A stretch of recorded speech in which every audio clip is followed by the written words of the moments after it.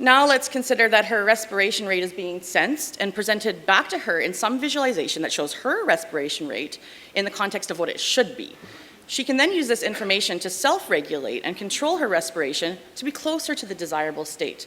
And this is an example that's quite specific to a certain context, but there are lots of general examples of biofeedback training and lots of aspects of a user that can be sensed. So for example, cardiac activity can be sensed to help people manage stress. Facial expressions could be sensed to help people manage mood. And brain activity can be sensed to help people manage their ability to focus. And when brain activity is being sensed, biofeedback is often called neurofeedback, which is what I'm basically talking about today. I might use biofeedback and neurofeedback interchangeably, but what I really mean is neurofeedback today. So the goal of many biofeedback training systems is not only the differences that happen in real time as someone's using a system, but the idea that the self-regulation can transfer to situations when the explicit feedback is not available, which will help people cope with situations in their everyday life. So biofeedback training has been used to help patients with a variety of disorders and has also been used in the general population to improve working memory and attention.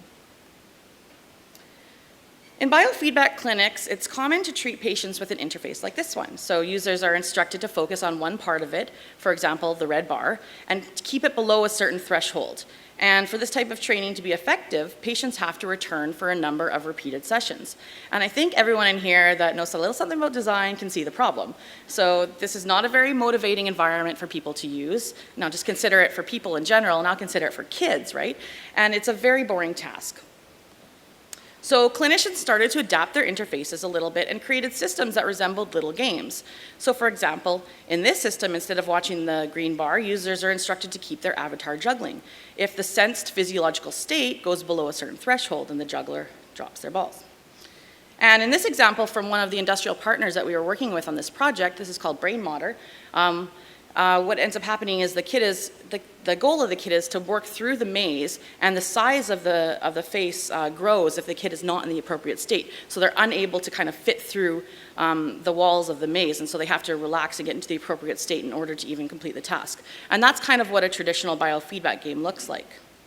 So in this case, the biofeedback loop is slightly altered. Instead of presenting a visualization to the user as in the traditional biofeedback loop, the feedback happens through a game mechanic. And although the ideas that I presented are very, very simple games, using these game-like systems instead of traditional interfaces has seen some clinical success for helping people manage a variety of different conditions like stress, relaxation, focus, and anxiety. And biofeedback games have also been used